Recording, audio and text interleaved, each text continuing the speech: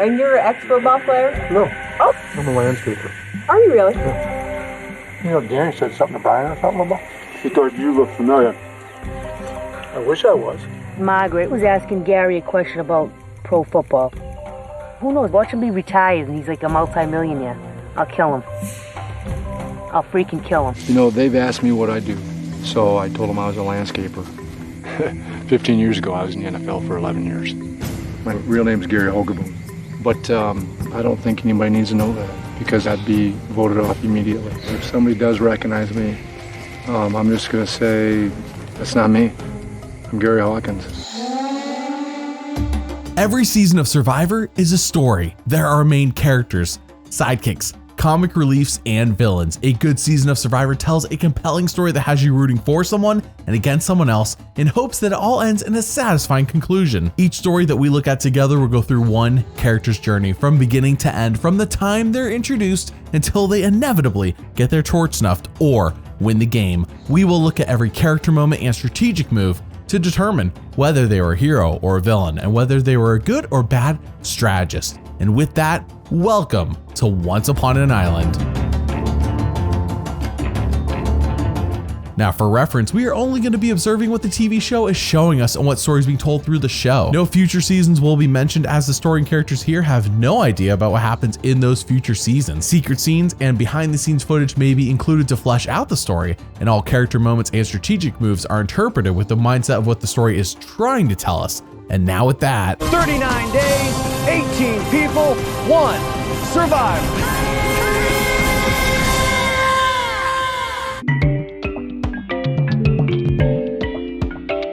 Gary Hogeboom, a 46-year-old former quarterback turned landscaper from Grand Haven, Michigan, is the first celebrity to ever compete on Survivor. Yeah, we're in season 11 and it just finally happened. Sure, many people have become celebrities by being on Survivor, but he is the first player to ever be a celebrity before coming on the show. Now, his career as an NFL quarterback was pretty uneventful, as he started 37 games over 9 years and got 18 wins and 19 losses. So he played for sure, but he wasn't a superstar by any means. There are 18 people this season split onto 2 tribes, the yellow Nakum and the blue Yasha.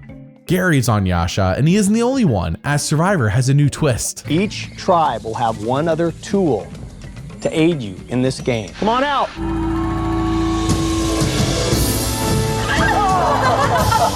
Stephanie is a member of the tribe. That's right, Bobby, John, and Stephanie are back from Palau only a couple months after their season aired. Stephanie is on Gary's tribe, and people like Lydia are falling head over heels for the hero they saw on their TVs. Everyone loves Stephanie, it seems like. Jeff says you all need to race 12 miles through the jungles of Guatemala to reach your camp. Whoever wins this race gets the better camp. Have fun. Immediately, Gary takes the leadership role for Yasha, and Gary says, I don't really want this role, but my paternal instincts are likely gonna kick in and make me do it anyways. But in bigger news, Gary Hogeboom has a watertight, foolproof plan to make sure no one targets him for having played in the NFL. Gary, what do you do? Landscaping business. All right. You know, they've asked me what I do, so I told them I was a landscaper. 15 years ago, I was in the NFL for 11 years. My real name's Gary Hogeboom, but I don't think anybody needs to know that because I'd be voted off immediately. If somebody does recognize me, I'm just going to say, that's not me. I'm Gary Hawkins. On paper, this is a villainous action, but the show never paints it as anything other than silly. But I think we should respect Gary Hogeboom, ex-NFL quarterback's new identity. This video is now about Gary Hawkins, the humble landscaper who we should never ask what he did 15 years prior. Yasha unfortunately loses the grueling 24-hour race to Nakum, and they win immunity. And that's it. So much of this premiere is dedicated to the 12-mile race and Nakum going to tribal that the humble landscaper Gary Hawkins barely has time to shine. We shall see if that changes. Did you know that Patreon is now free to sign up for? Yeah, that's the place where I give updates, post videos early, and have you all pick what I make now has a free option. Link in the description. You can cancel anytime, and there is a 15% discount if you do sign up for 1 year. Thank you for your support. Episode 2 sees that apparently there is no love lost between Stephanie and Bobby John. They hate each other. Despite both of them making it so far in Survivor Palau together, you would think maybe they'll bond, but they didn't really bond. They're like oil and water, And as if we could ever forget, Gary Hawkins, the humble landscaper, reminds us of his strategic plan. You know, they've asked me what I do, and I told them I was a landscaper, not a quarterback. Nobody's asked me what I did 15 years ago. So I guess I don't have to tell them. I love the dedication. Their tribe loses reward by mere seconds, and back at camp, people see how Morgan has been slacking off at camp with the work that needs to be done, and she's not really good at challenges. Gary says in this tribe, working hard is essential to fit in, and he is doing just that. Clearly, Gary Hawkins' humble landscaping business has taught him such amazing work ethic. Yasha does unfortunately lose immunity, in part thanks to Gary, and back at camp, Jamie says we should get Stephanie out now, which is not a bad idea actually, but Gary says no way, we need her for challenge strength.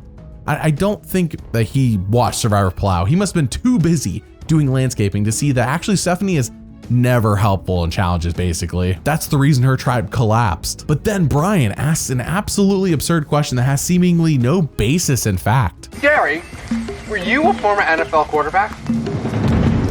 Yeah. Kind of look like Guys, listen to this. When I was tackling Danny and we were just like sitting there, she goes, "You got a professional NFL linebacker on your team." I said, "Who?" And she goes, "Gary." I was like, and she goes, "I bet he hasn't told you that." I say, "How do you know?" And she says, "Oh, I'm a sportscaster, so I know him from that." It was brought up by Danny from Nacum that I played in the NFL at quarterback. And she told Brian that as they were wrestling in the mud. What the heck she was doing telling him that while she was wrestling in the mud, I don't know. Trying to disturb our tribe, I'll bet. That's pretty funny. Yeah, well, Danny's a sportscaster. Somebody needs to knock her out.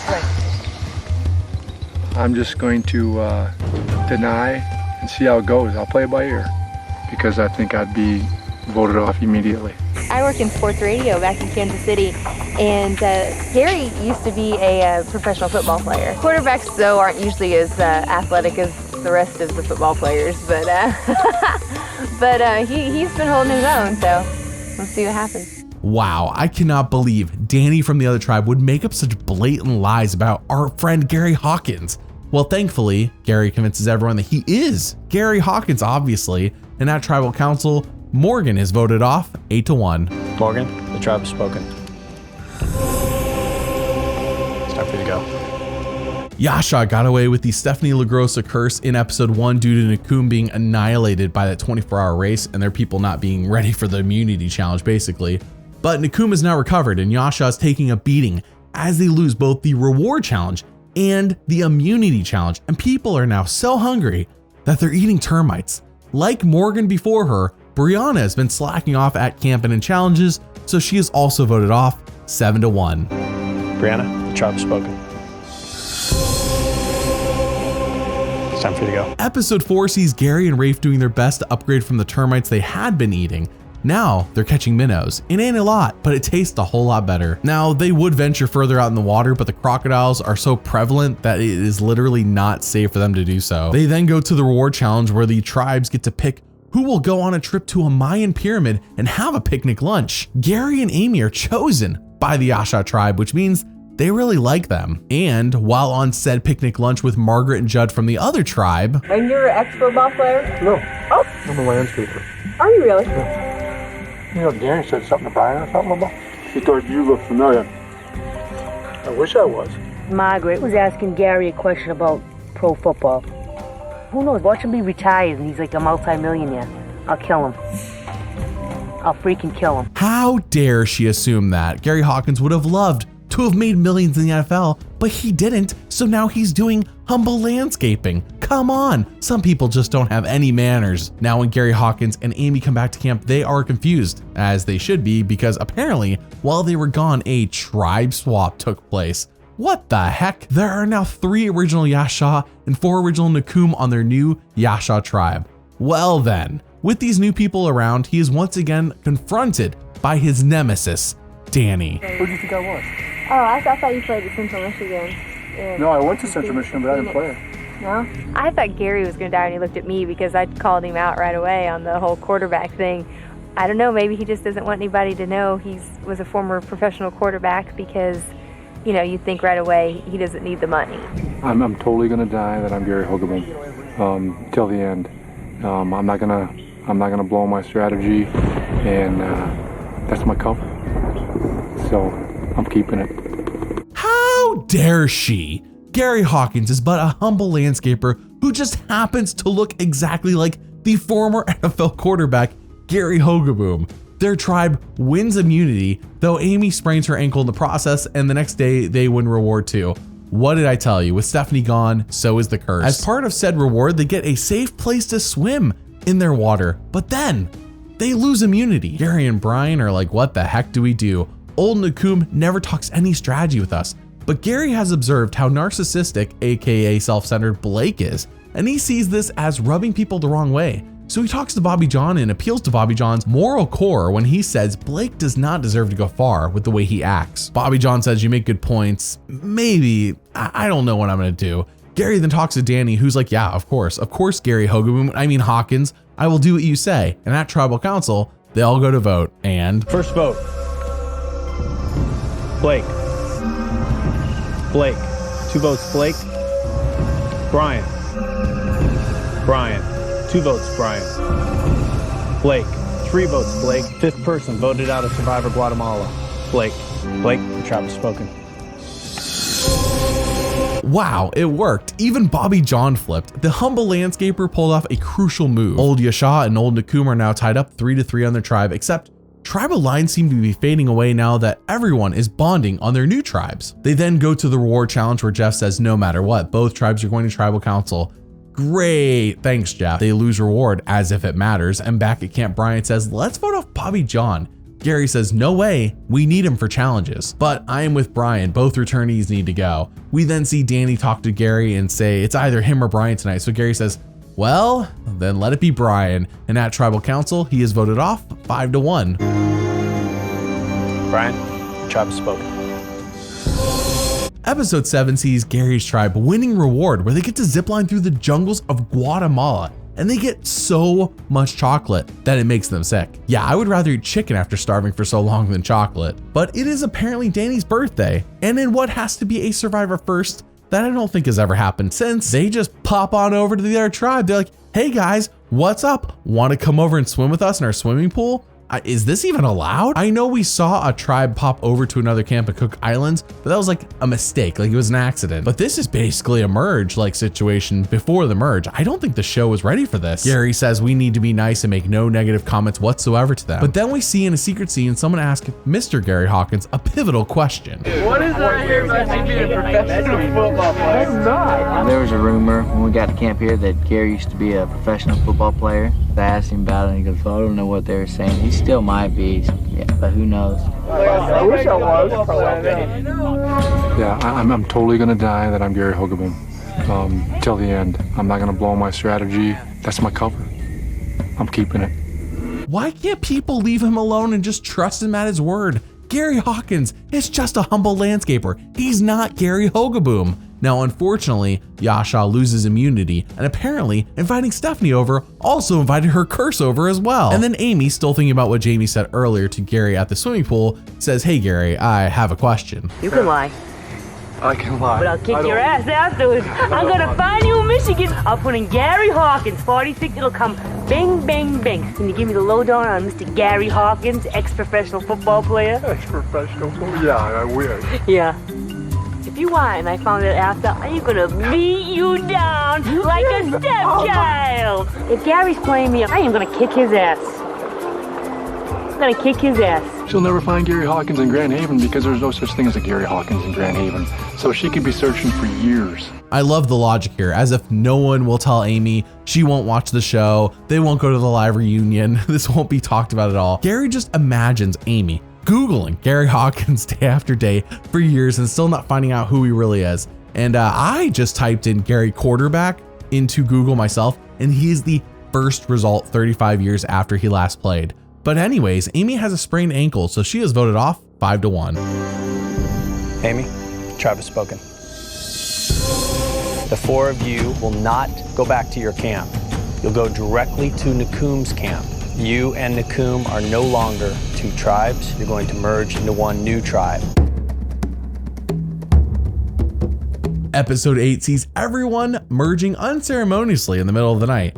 Yeah, it's just kind of like, okay, well, you're merged. Have fun. No feast, nothing. Yasha is down 4-6 against Nakum, and Gary will need to make some pivotal moves to flip the script. If only he had like a clutch bone in his body from playing sports or something, but no, he's just a humble landscaper. But then the next day, a miracle sent from the landscaping gods. Thank you, landscaping gods.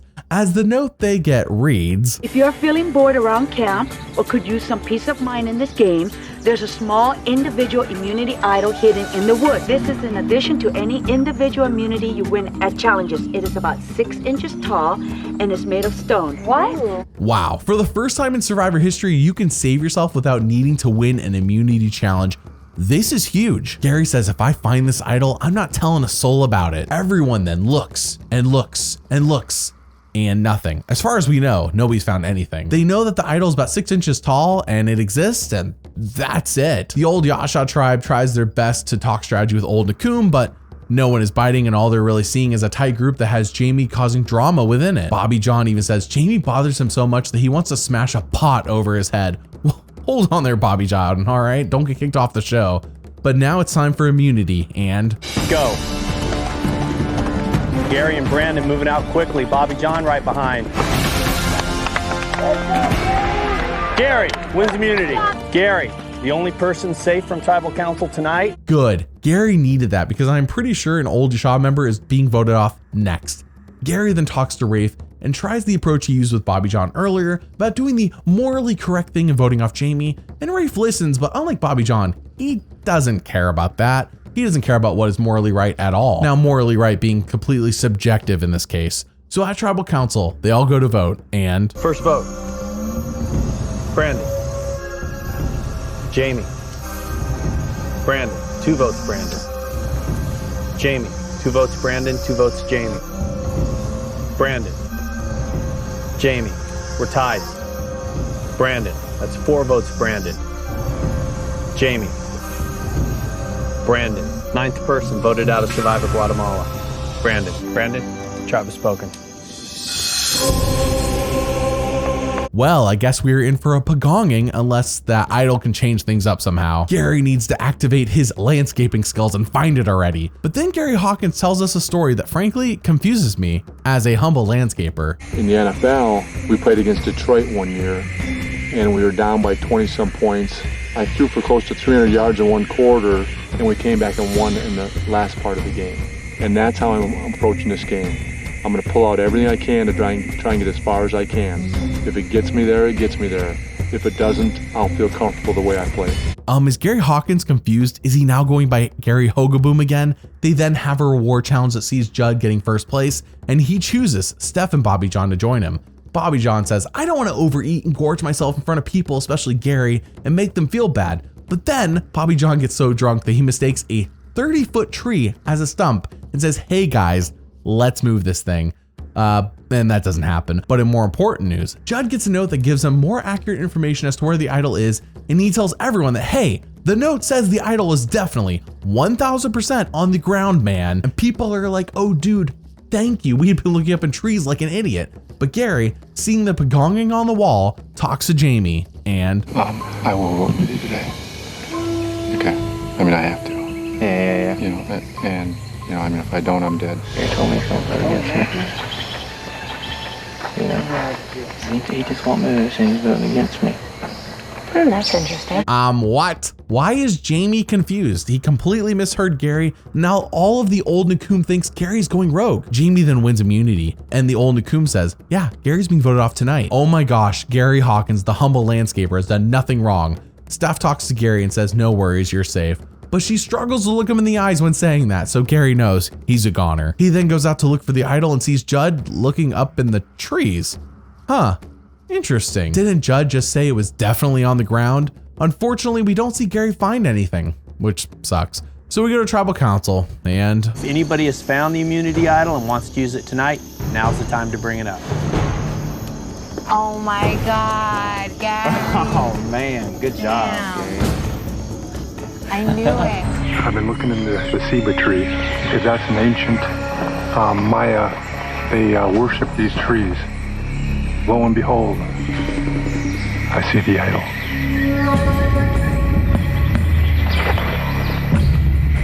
I do have to expose Judd lying to the group about it being underground. This is highly secret.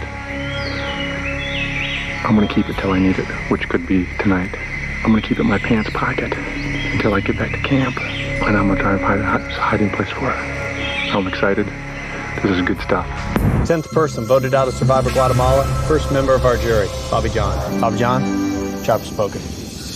Thank you very much. Wow, that secret scene I flashed back to actually was shown the next day on the CBS morning show. It wasn't even in the show officially. Now they do eventually show a version of it during the Survivor reunion, but it was first revealed to the public on the CBS morning show of all places. Episode 10 has Jamie saying, "Gary is so shady and I can't trust him at all." So Jamie then confronts Gary and... I thought I told you right here that we're voting for Brandon, and you said, okay, whatever. You said, yeah, well, that's fine, you're voting for Brandon, and then you vote against me. I don't think so. Well, obviously, me and you're going to have to fight this whole thing now.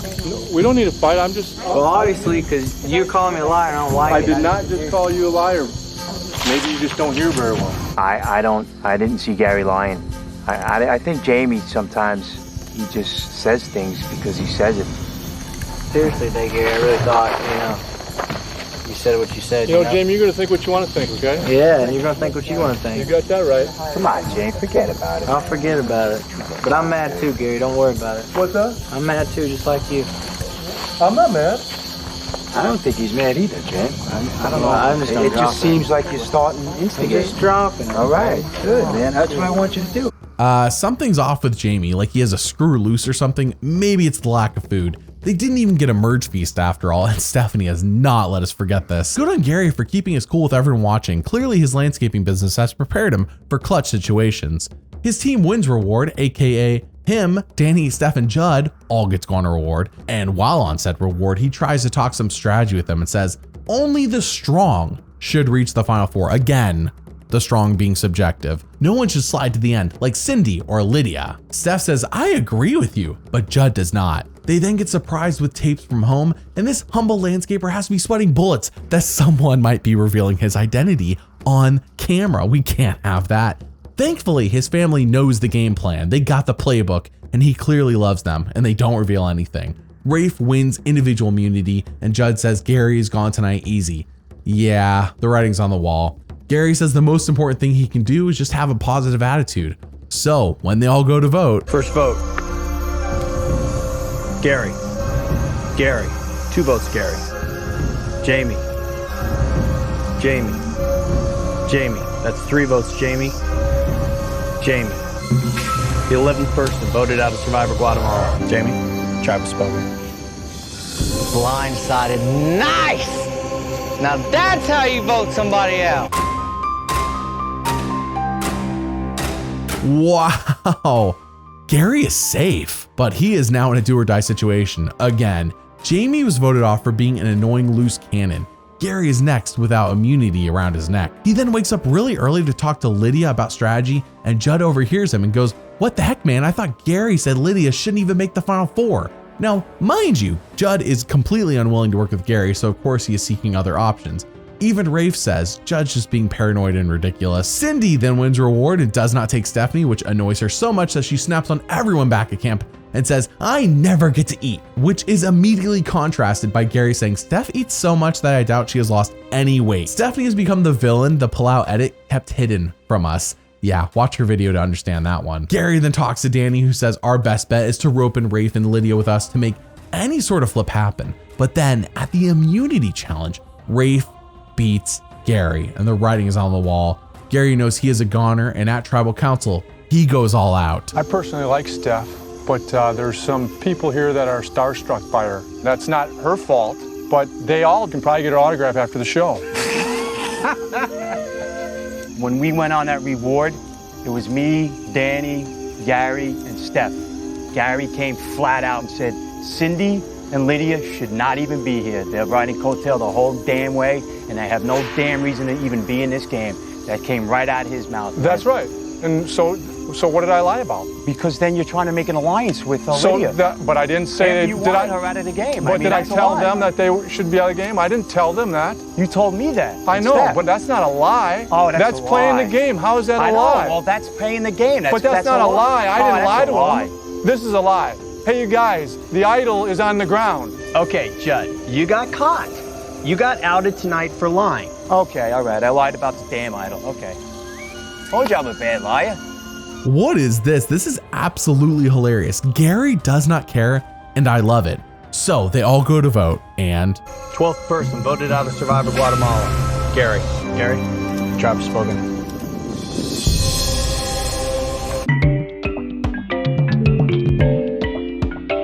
so let's break this down. How is Gary Hogeboom as a character? Gary Hogeboom, aka Gary Hawkins, was so much fun. He completely committed to his bit about being a humble landscaper, and I love it. Between him and Judd, they make this season worth watching from a character standpoint. Despite his persona being a cover and no one ever really caring that much, it was really just painted as a silly goof, and Gary was clearly a terrible con artist, and he wasn't even trying that hard. I mean, he basically just changed his last name. That's all he really did. However, he was an extremely hard worker and never overbearing as the leader of his tribe. Out of 17 character moments shown on the show, 12 are heroic and 5 are villainous, making Gary Hogeboom a hero on Survivor Guatemala. Now, how is Gary Hogeboom as a strategist? Actually, despite the numbers you're gonna see later, really good. Aside from him not wanting to vote off the returnees and sticking to his fake persona well past anyone caring, he was constantly throwing Hail Marys and touchdown throws. They just wouldn't all connect. He tried, he kept trying and trying.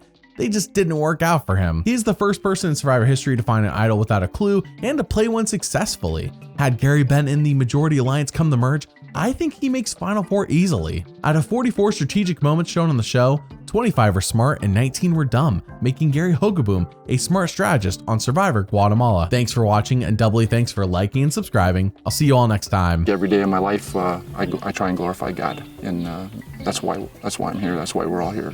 So that's the approach I take. Obviously, this is a little different because the rules are there are no rules, and I think whatever you do, you play as hard as you can, and I'm going to play by the rules and play hard.